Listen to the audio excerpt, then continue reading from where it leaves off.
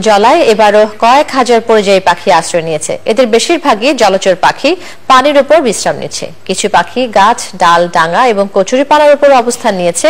পাখি দেখতে ভিড় করছেন দর্শনার্থীরা। কুমিল্লা থেকে আরো জানাচ্ছেন আবুল কাশেম হৃদয়। কুমিল্লার ঐতিহ্যবাহী ধর্মসাগর উজিরদিঘি একসময় পরিযায়ী পাখিদের ছিল আশ্রয়স্থল, কিন্তু নৌকার ইঞ্জিনের শব্দ, নানা রকমের দূষণ ও বিরক্তির কারণে পরিযায়ীরা সেখানে যাচ্ছে না। নিরাপত্তা ও উপযোগী পরিবেশ পেয়ে তারা অবস্থান নিয়েছে কুমিল্লা কেন্দ্রীয় কারাগার সংলগ্ন জেলখানার এই জলায়।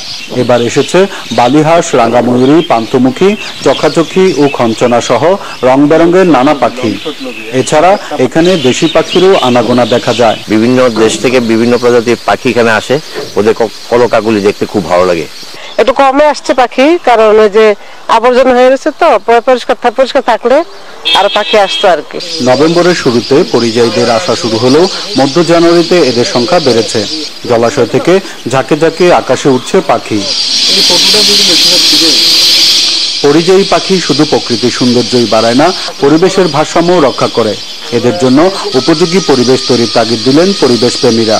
এই যে জলাশয়টা আছে, এটা জেল কর্তৃপক্ষ, কুমিল্লা কেন্দ্রীয় কারাগারের কর্তৃপক্ষের ওরা সবসময় নজরদারির মধ্যে রাখে, দেখেই এইখানে কিছু অতিথি পাখি সবসময় আসে। বিশেষ করে সরালি হাঁস, বক, ডাহুক, ঘুঘু এবং শালিক পাখির এখানে অবাধ বিচরণ আছে। আমরা আশা করি প্রশাসন যদি একটু সদয় হয় এবং সবসময় এটা যদি ওনারা খেয়াল রাখে। পাখিদের হাকডাক আর কিচিরমিচিরে মুগ্ধ কুমিল্লার মানুষ।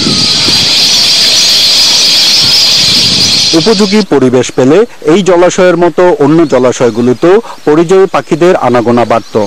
এজন্য প্রয়োজন জনসচেতনতা, আর সবার আগে বন্ধ করতে হবে পরিযায়ী পাখি ধরা এবং নিধন। সেই সাথে জলাশয়গুলোকে রাখতে হবে বর্জ্যের দূষণমুক্ত এবং বন্ধ করতে হবে ঢিল ছুঁড়ে এবং শব্দ করে পরিযায়ী পাখিদের বিরক্ত করা।